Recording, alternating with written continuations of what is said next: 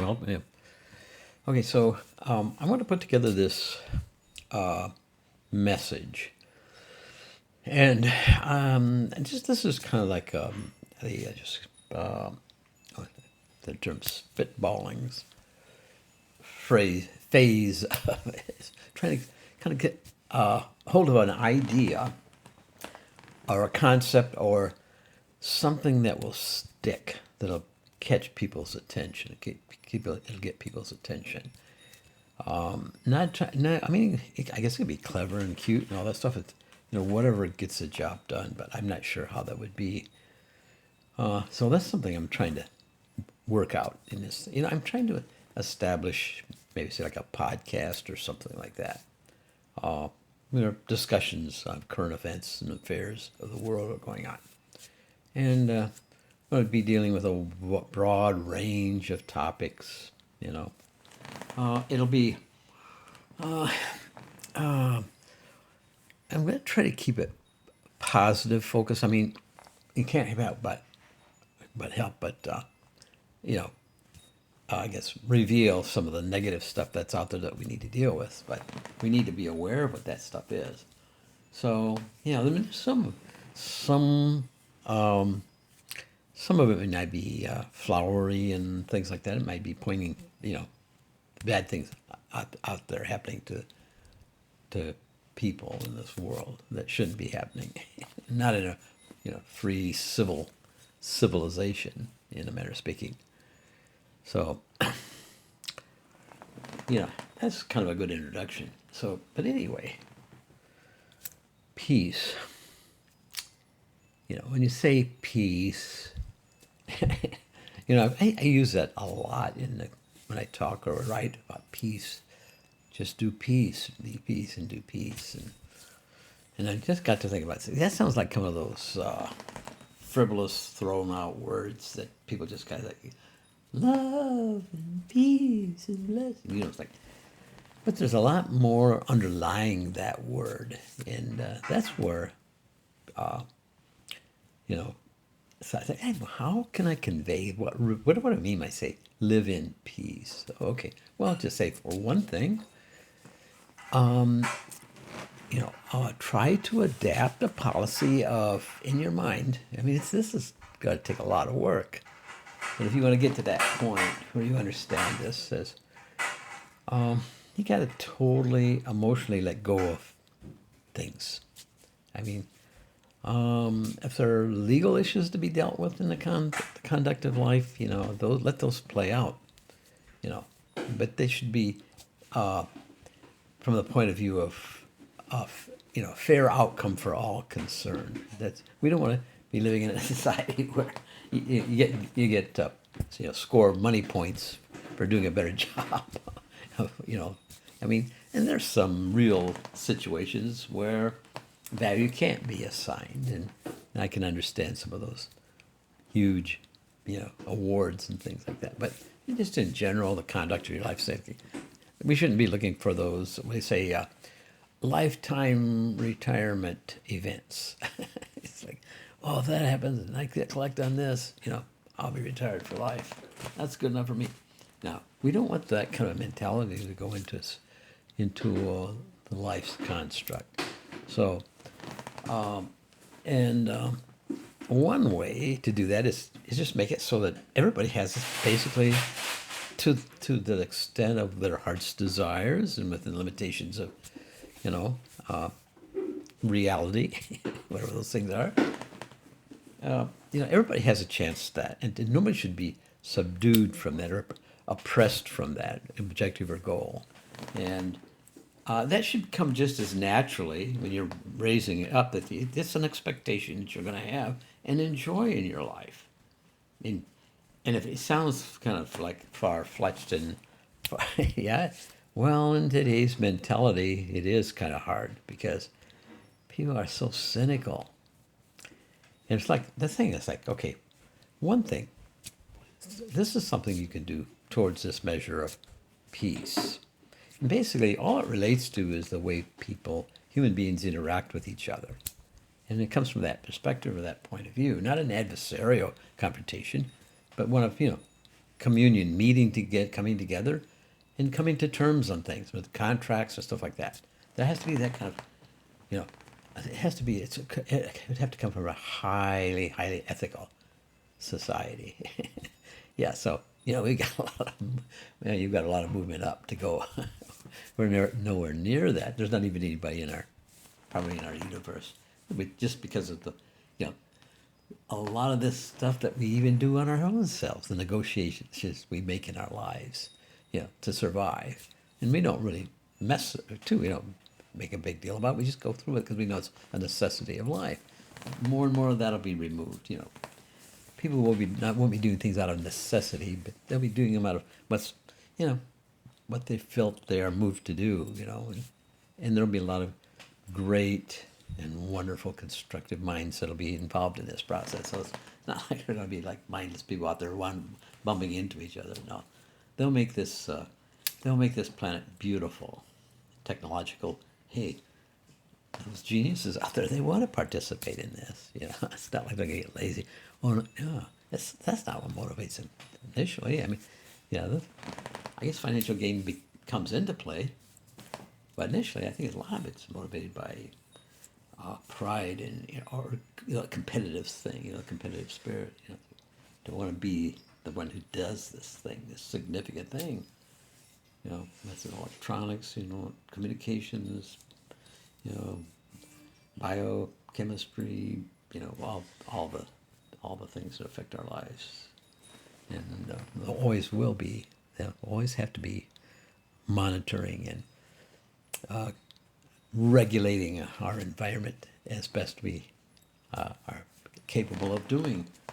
We want to become an integral part of the planetary, weather system. So we try to coordinate the planet's movements with ours. We don't get conflicts and things like that. And, we're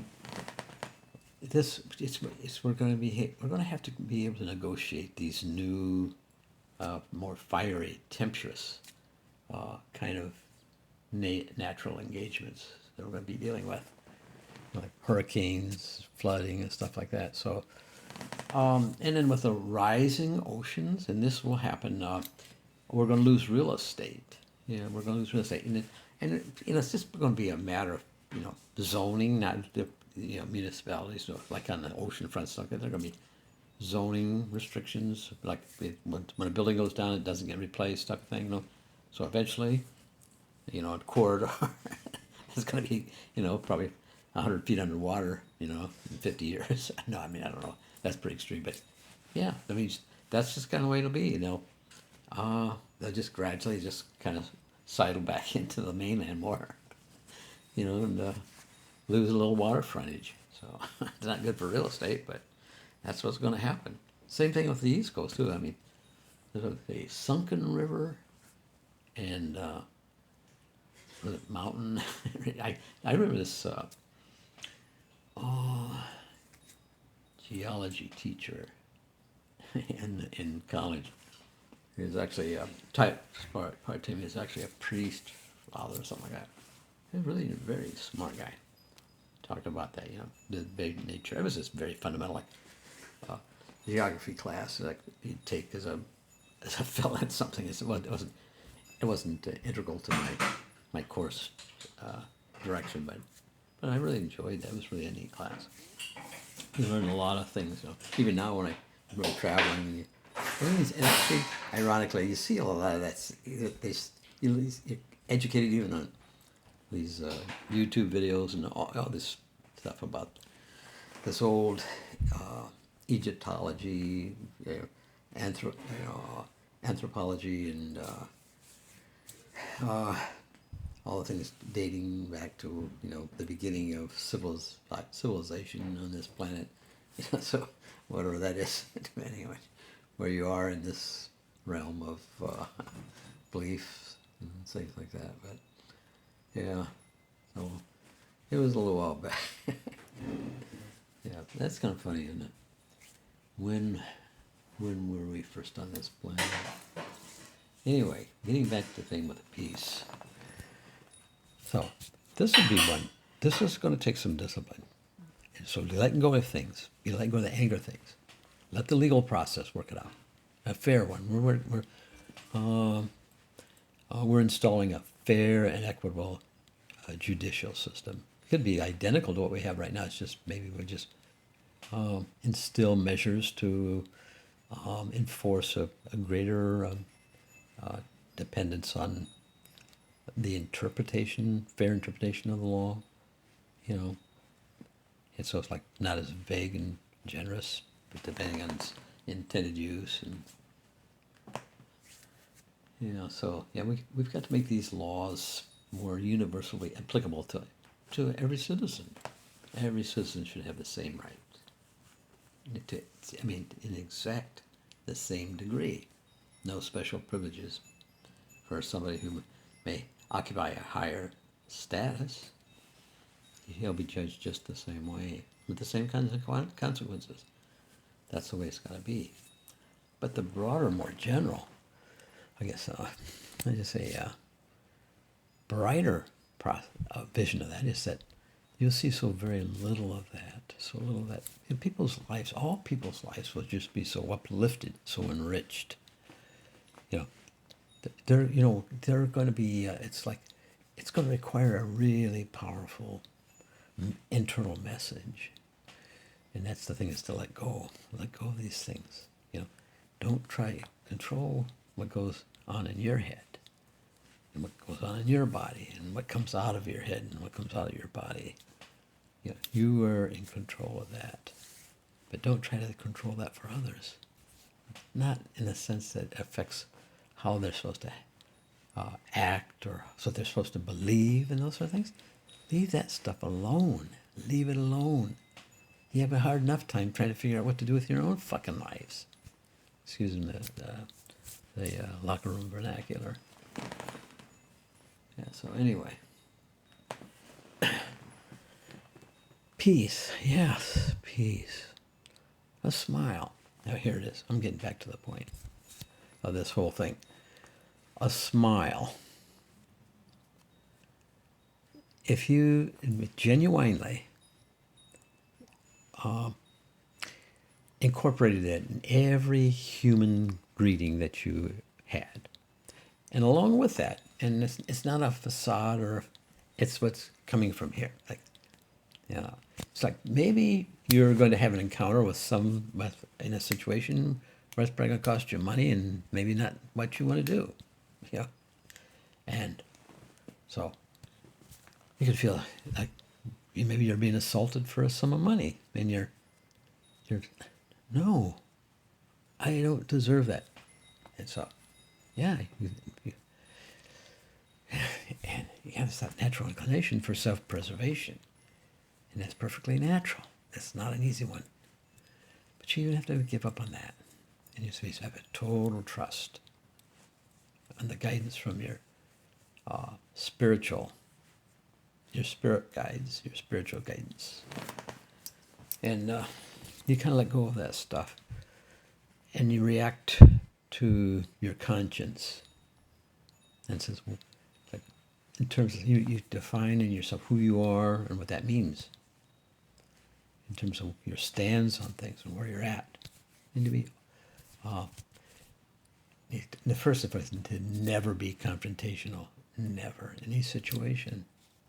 So, a lot of times, it's better not to say anything, but not to specifically attack political points of view and things like that. I was part of that at one time, but it's not saying one is better than the other. I mean, I have my point of view on that. I'm more honest, but more generally, at this point, in terms of my involvement, what it can do, I mean, I'm going to vote. I'm going to go on that, and I'll express my opinion and encourage people certainly, but I'm not going to let it define my life. It's because You're just constantly getting sucked into the old. And um, I'm probably more generous than a lot of progressives would be. I mean, I don't think, I think fairly administered and cleaned up and refined and protected, you know, legally protected those particular rights and things that everybody should have. You know, our system, you know, if you install integrity and honesty back into the Supreme Court, and balance.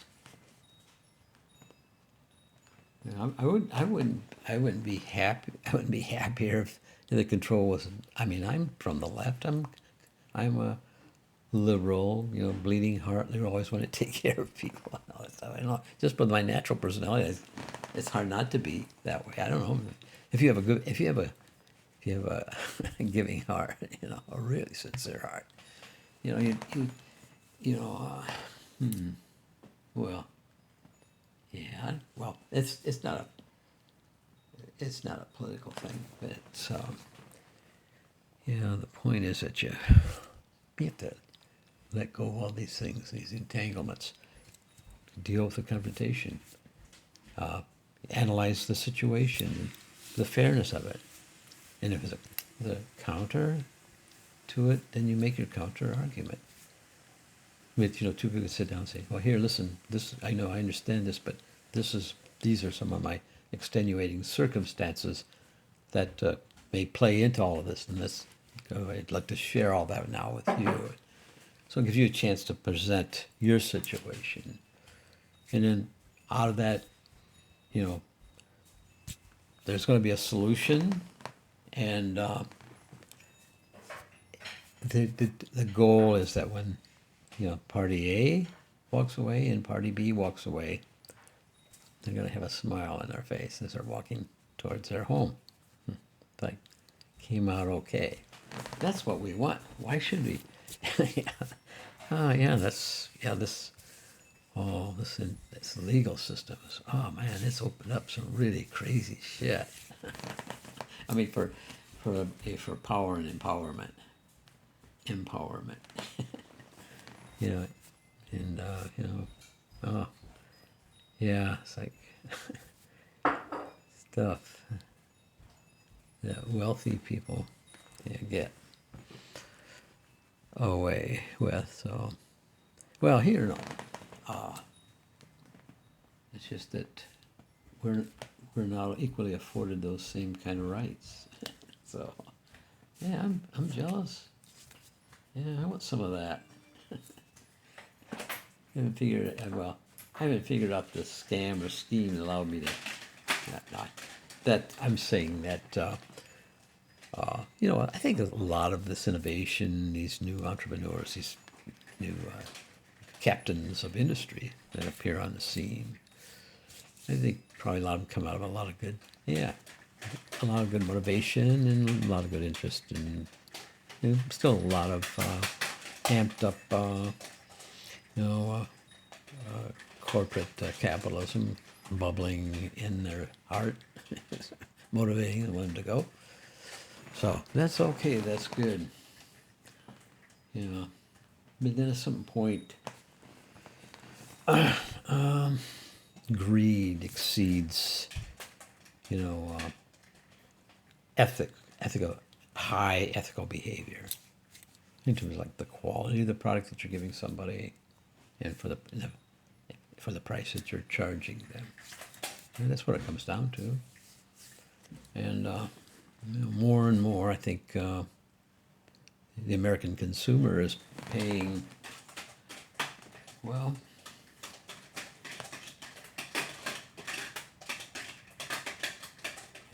it's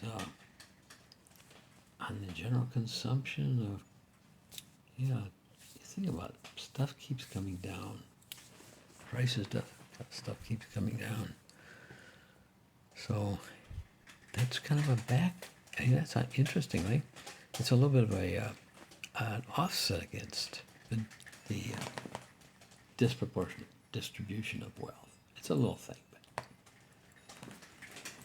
but things can be made so cheap, that the lower income individuals or people with, less money to spend on extraneous consumables like entertainment,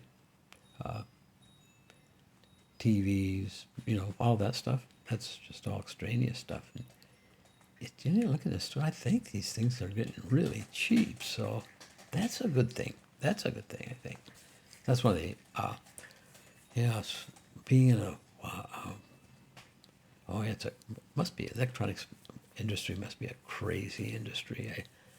I guess probably the technology is probably pretty much in the, I don't say exactly, it hasn't plateaued, but it's getting closer to a point where, what are the next steps going to be? It's going to be pretty significant,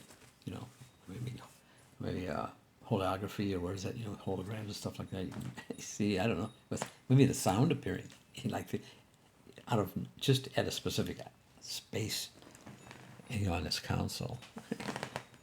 You'd see the laser generated image of these the speakers in a sound source or whatever, and that'd be cool. So what does that have to do with anything? Who knows? I don't know what that has to do with it, but just on my strange ramblings here. But anyway, I want to get to this issue of peace, and let's continue on with this discussion. It's just things. You just build that attitude inside your head. It's like everything's going to come out the positive, and people are going to, they're going to pick up on this, and in a broader mass of people will pick up. People are looking for something to feel good about, and they don't they'll stop looking at things that happen bad to their opposition. That was your thrill. Yeah, now come on, let's get away from that garbage. Let's not do that bullshit anymore. Yeah, let's encourage people to be successful in their endeavors, but they've got to understand that this can only happen in a democracy. Yeah, don't let the church talk you into thinking that democracies are not important. They are. They're very important. Wow, man. I can't believe that. I actually heard somebody say that to me. The Constitution never said anything about a democracy. And I thought, what? What are you arguing? You're saying you don't want a democracy? Like, what? This president. Like, oh my God. And the churches were telling people, I mean, not all churches, but some churches were telling people this stuff. Holy. Oh, God. Yeah, I'm not a big organized religion churches and stuff like that person. I go to a Protestant church and a beautiful congregation and beautiful pastor, just a beautiful message. And it's all around peace and love and all that stuff, That, to me, that's the core component of what Christianity should be to me. There's a lot of superfluous stuff that's put in was written into the Bible, and it's just they're always pointed to some lesson to be learned and stuff like that. I can see that part of it, but it's always come out of such a negative mentality. It's it's like even the inception of I say the Abrahamic faith. Abraham being the father of Judaism, Christianity, and Islam. They're all biblically connected. In the Bible that we read, Judeo-Christian Bible. So they're really just three different strains from the same source. And even at the inception point, this is the message. And I'm thinking, God, this God, I don't know. He is requesting Abraham to sacrifice his son, Isaac, on the altar there to prove something. I think, and I think, holy, don't cry. What? What God that I would love and what my life would do that? That'd be some kind of sick, perverted. I mean, it doesn't matter that, oh, he knew he wasn't going to have to do it. No, it's not that. It's the intent of the heart. He, even the Bible, even Jesus talks about the intent of the heart in his relationship to the real thing. So, yeah, so intent was there. Yeah, it's just it was born out of contention. All three people, yeah, it's like, yeah, I know the Savior thing, but it's that negativity that's inherent in all three of those. It becomes a dominating and controlling factor that, that submissiveness, submit to, be submissive to. And it leads to misapplications of fair judgments. People